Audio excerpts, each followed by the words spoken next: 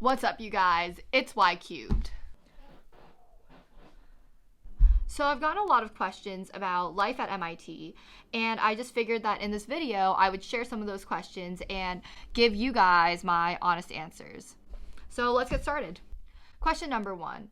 Are there required courses that all undergraduates have to take? Yeah, of course. So basically, everybody has to take like quantum plasma mechanics, accelerated organic chemistry, and algorithmic calculus, and a bunch of other classes. Okay, no, I'm just kidding. So I don't even know what those classes are. Everybody has to take some GIRs though, and GIRs stand for. What do GIRs stand for? Oh, General Institute Requirements. So the things we do have to take are like basic calculus, multivariable calculus, biology, chemistry, physics for both mechanics and electricity and magnetism. I think that's pretty much it. You also have some HAS classes that you have to take, and HAS stands for Humanities, Arts, and Social Sciences. You have to take 8 of those, which usually comes down to 1 a semester at MIT. You have to take 2 in each category, so 2 in humanities, 2 in arts, 2 in social sciences, and then you need to concentrate in something. So for me, that was like theater, and I just took a bunch of fun theater classes and learned a lot about like Shakespeare. Tomorrow and tomorrow and tomorrow creeps in this petty pace from day to day, to the last syllable of recorded time, and all of our yesterdays have lighted fools. Clearly, I should have just moved to LA and, started an acting career. Question number 2.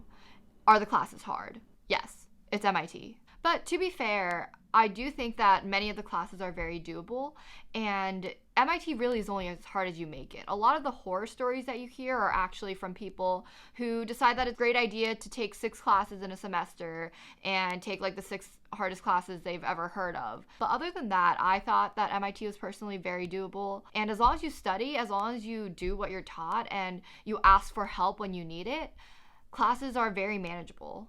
But at the end of the day, it's still MIT. You're still going to have to study. Classes are hard. You kind of learn to deal with it sometimes. And if not, you gotta cry. Question number 3. Will I get to know the faculty? So the answer to this is yes and no. It really depends on how much effort you actually put in as a student. So professors are obviously willing to talk to students.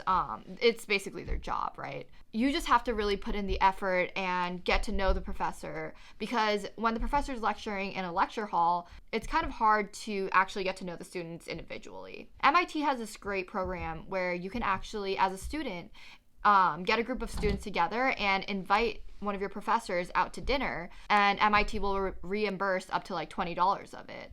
I highly suggest taking advantage of this. I did it a few times. It was great. Food tasted great.